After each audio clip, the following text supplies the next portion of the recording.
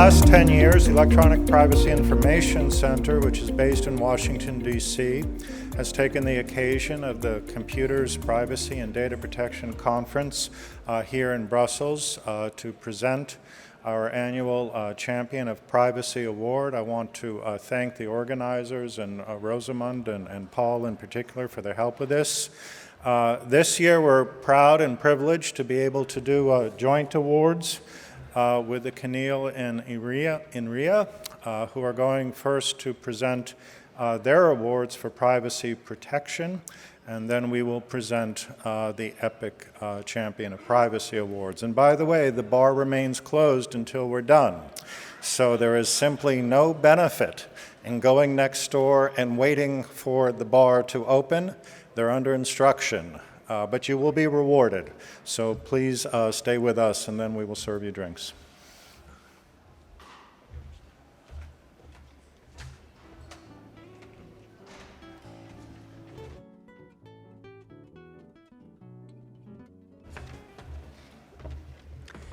So, welcome to the CNIL-Inria Privacy Protection Awards ceremony. I'm quite happy and honored to be here on stage with Natalia Belova and François Pellegrini, with you. So let me excuse Bruno Sportis, Inria's CEO, who really wanted to be here today, but who couldn't because he has spent the whole day in Germany. So you may know the French maxim for that. In the absence of God, you will have the saints. Sorry. So let's be serious. For Inria, privacy is a question of values. And humanist values are at the core of our project. And for instance, Inria Foundation's motto is making sense with the digital world. But for Inria, privacy is also a research field. We have several teams in that field, and for instance, Privatics, in which Natalia is working, but also Claude Castelluccia and Daniel Lemétayer. And for instance, Privatics has showed recently that some cookie banners don't respect the web user's choice. So this is just an example. We have several teams, but this is a pretty good one. And coming back to Inria, so the combination of humanist values on one side and research ambition on the right-hand side led us naturally to a partnership with the CNIL, the French Data Protection Agency, and we are currently discussing reinforcement of that partnership with the CNIL. So for all these reasons, I'm particularly happy to be here today with you as a member of Inria's executive team and next to my colleague from the CNIL. Thank you very much, Guillaume. So, well, I'm representing the president of the CNIL, Marie-Laure Dominy, who was not able to make it, but gives you her warmth greetings regarding the work that is being done here. Indeed, in the digital age, where technology mediates more and more of our activities, regulators must not only be aware of the advances in informatics and its applications, they also need to be strongly connected to the scientific community and even contribute themselves to the flow of ideas to foster the emergence of new tools to perform their duties. In the field of data protection and privacy, where recent worldwide scandals have shown that wrongful uses of digital technologies are not only harmful to individuals, but to democratic societies as a whole, it is paramount to strengthen and tighten this collaboration. This is why the CNIL, the French Data Protection Authority, has created the LINK, its laboratory of digital innovation. This is also why many CNIL staff participate in this conference as well as others. And it is also why the CNIL is proud to grant this award in the context of its partnership with Inria, a leading research institute in this field. The aim of this award is to promote and put light on research on the protection of personal data and privacy that is both of scientific excellence and of high impact to the general public. And I will now give the floor to Natalia Bielova, who co-chaired this year's jury. She will present you the runner-ups and the winner of this year. Thank you. So thank you, Francois. So this prize has been created by the CNIL and Inria back in 2016 as a part of the partnership between the two institutions. And it encourages scientific research in the field of privacy protection. So the selection criteria for the award is based, of course, on the academic excellence, but also on a significant impact for the general public. So the International Award Jury has received more than 45 submissions, which constitutes a significant increase with respect to previous years. And because of a very high number of articles that were recognized as, so we had a high number of really remarkable papers. And in addition to the prize, the jury decided to highlight 3 runner-up articles that were recognized as exceptional research in privacy protection with very high impact on society, industry, and the end users. So the runner-up articles are Hiding from Whom, Threat Models and In-the-Make Encryption Technologies by Ksenia Yermoshina and Francesca Musiani. So we can give it applause even, yeah. The second runner-up is Investigating Ad Transparency Mechanisms in Social Media, a case study of Facebook's explanations by Athanasios Andreou, Girigari Venkatardi, Ona Goga, Krishna Gumadi, Patrick Loiseau, and Alan Mislov.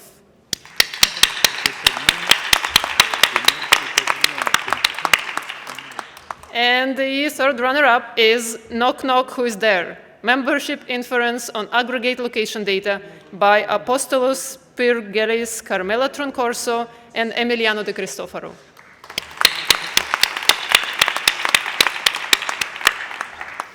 And now we arrive to the most exciting part of the ceremony, the winners. The awarded paper is entitled An Analysis of Pre-Installed Android Software by Julian Gamba, Mohamed Rashid, Abbas Razakpana, Juan Tabiador, and Narcea Vaina Rodriguez, that has been accepted for publication at the IEEE Symposium on Security and Privacy 2020. We invite the authors to the scene.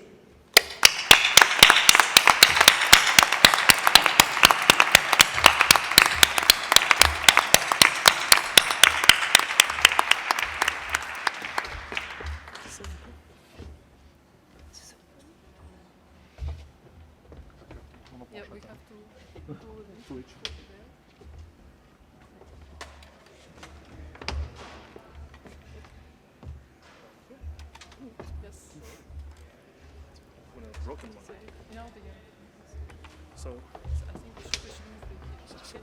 So it's a matter of personal data, so we are going to match the awards with the people's names.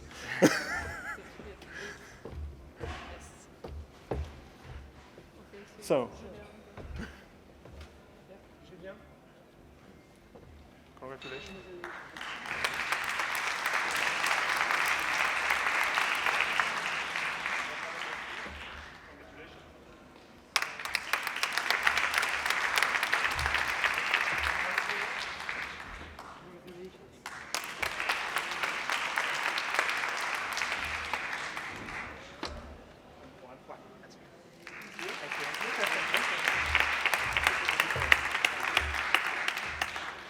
So I will just spend a couple of minutes giving a short overview of this article.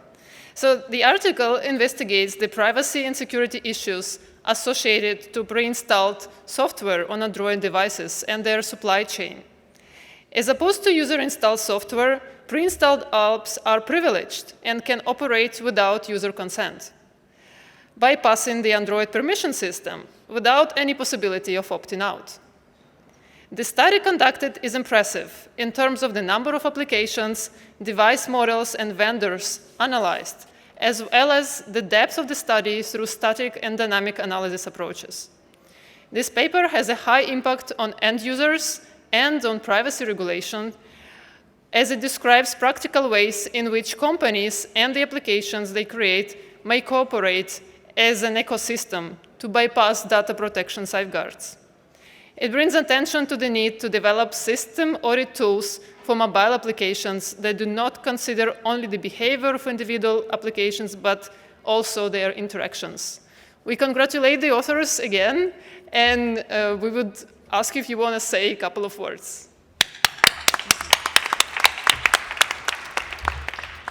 Good evening, everybody. Thank you, Natalia, for the introduction. This will be a very short speech. I don't want to keep you from your well-earned drinks. And the only thing I wanted to say is, on behalf of all my co-authors, to thank CNIL and Inria for making possible this award, also the panel of experts for considering our work and the nice words that we have received on this paper. And also, thank you to our funding bodies for making this research possible, and very especially to our PhD students who have been the leading authors of this work and having this possible. So thank you, everybody, and we are very honored to receive this today. Thank you.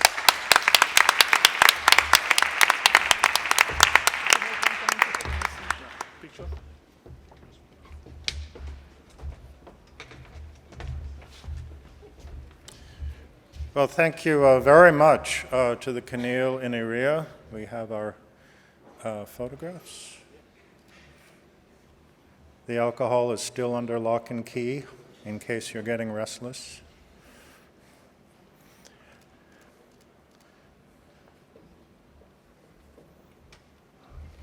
Very good, thank you. Thank you very much. Thank you, sure, good. Okay, so it is my pleasure now to present the EPIC 2020 Champion of Privacy Awards. The individuals were selected following a nomination process and consideration by our jurors. And I'd like to briefly mention their names. They include Alessandro Acquisti, Ross Anderson, Colin Bennett, Ryan Kalo, Jennifer Daskell, David Flaherty, Paul DeHert, Pamela Jones-Harbour, Woody Hartzog, Christina Irion, who's with us, Malavika Juryaram, Lorraine Kisselberg, also with us, Pablo Molina, Helen Nissenbaum, Stephanie Perrin, Biljana Petkova, Max Schrems, and Nadine Strawson. All served on the jury for 2020. Also, for those who may not know, I can tell you that we gave our first award in 2009 to the former chair of the Italian Data Protection Agency, a famous constitutional scholar, Professor Stefano Rodotà. And last year, in 2019, we gave the award to the former European Data Protection Supervisor, Giovanni Buttarelli. There have been many distinguished people over the years who have received this award, and it is our honor tonight to give this award to two distinguished individuals who have been great champions of privacy. The first award this evening goes to a person who we have known for many years, the former president of the French CNIL, Isabelle Fauque-Berreton.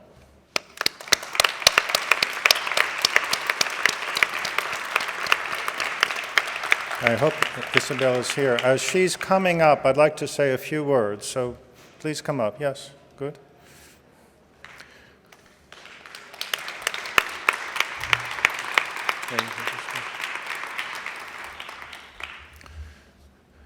We have all followed very closely the developments, of course, with the adoption and the entry into force of the GDPR. But legal instruments by themselves carry little meaning if they are not given force by dedicated public officials. And what stood out to us was the tremendous dedication and determination of the former president of the French CNIL, giving meaning and force to the GDPR. In doing so, she has safeguarded not only the fundamental rights of Europeans, but also all of us around the world who care about the right to privacy. And so it is with great regard that we give this 2020 award to Isabelle Fauque-Berreton.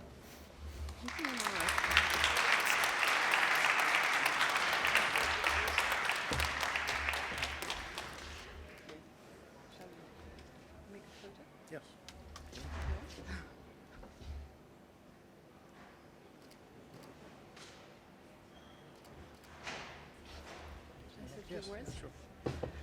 Okay, good morning. Good evening, everyone. Not morning, evening. It's not the cafe, but it's... I'm happy to be here, and I'm very much honored to receive this prize from EPIC, and also to meet again with all these friends and colleagues. I have followed the EPIC work in the last 10 years, and I've always been very impressed by the seriousness, the quality of this work. I just went to the website and I've seen that the recent battles of EPIC, I can share this battle to foster the Data Protection Authority in the US to reflect on the facial recognition. So having this vision of EPIC in my mind, I'm very much honored to have the prize. I'm also honored because I am now part of this group of awardees. I know most of them, and these privacy builders. And I think it shows that privacy protection is not an isolated fight of an individual. It is a collective action that is nourished from the past action of the others and from the support of everyone. And I had a lot of support from my action, and in particular, the CNIL staff. And there are some representatives of the CNIL today, and I want to share with you the fact that this staff is absolutely fabulous. These are tremendous people, qualified, sympathetic, and dedicated to the values. So I think I'm sharing this prize with them. As you may know, in the last year, I've been not away from the privacy field, but have stepped back somehow from this field. And I have been, for instance, one of the 5 guarantors of the French national public debate we had after the Yellow Jacket crisis. And I must say that having this space in my mind, I'm all the more convinced that privacy protection is a key issue, and that privacy protection is a sort of a key indicator of the health of our democracy. And to be honest, right now, I think we are at a sort of turning point. Either we are able to set a framework for these technologies, for these international actors, being American or being Chinese, or hopefully being European. And we will take the most of these technologies. We will improve our health, we will improve climate change, everything. Or we won't be able to do this. And then I think we're going to enter in a sort of a new era for human being. And I guess this new era is not so gorgeous, not so glamorous. You spoke a lot in the roundtables of GDPR. And it's true, in the last years, Europe has been on the winning side. We've been very active with the GDPR. but we still have to transform the law, make it operational, build a common understanding between the regulators, privacy regulators, competition regulators, on how to regulate these international actors. So we need to carry on with the GDPR and to have real enforcement decisions. So this is the responsibility of Europe.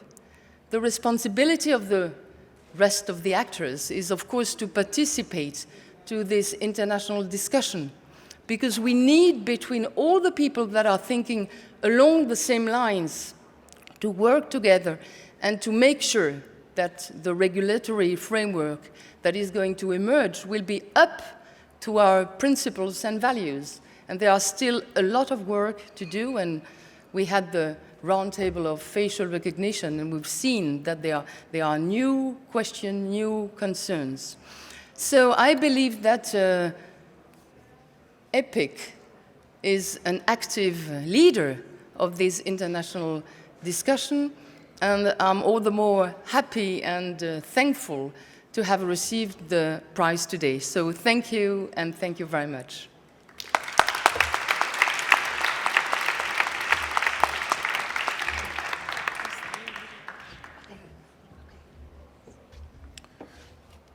Thank you so much, Isabel. Your work continues to inspire us for everything that you have done and continue to do. It is also fair to say, I think, that we are at a moment in time where there is a growing understanding of the deep connection between data protection and democratic institutions. Indeed, our ability to safeguard our democracy may, in the next few years, turn on our ability to protect our fundamental right of privacy. And one person in particular has brought attention to the growing risk to democracy that internet companies pose through the collection and use of our data. And it is for that reason that in 2020 we give our second EPIC Champion of Freedom, Champion of Privacy Award to the person who broke the story about the Cambridge Analytica data breach and continued to remind readers all around the world of the consequences of that breach for democratic governance, Carol Cadwalader. Carol?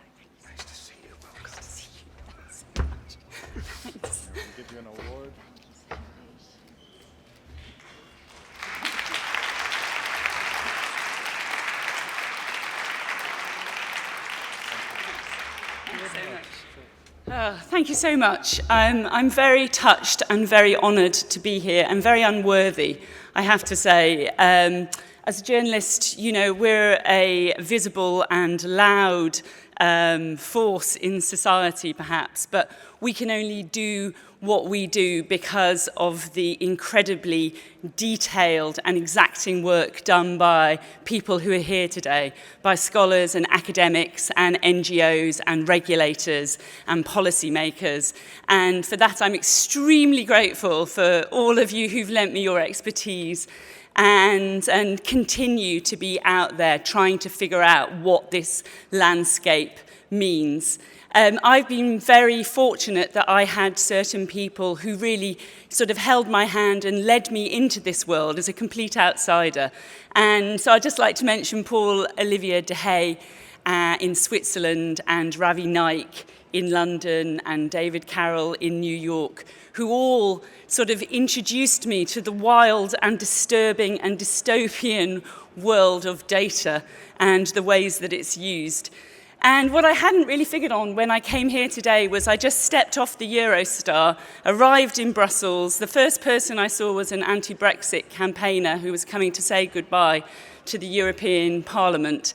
And the thing about Britain and about what is happening as we say goodbye to the European Union next week is we really are the real life use case of what happens when data is out of control, what happens when it's harvested illicitly, when it's deployed in darkness on a platform that has been totally unaccountable to the British Parliament. We know that data was used and abused and manipulated in the European referendum, and we are living with the consequences of that. We still do not have any kind of answers.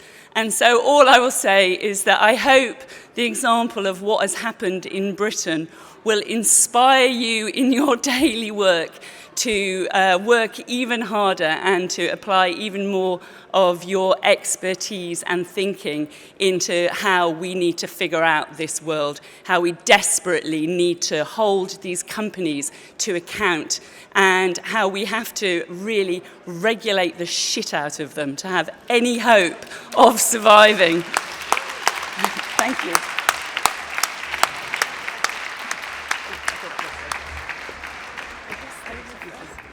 Good. Very well said. I think there's nothing more to say. Thank you so much for being with us this evening. The bar is open.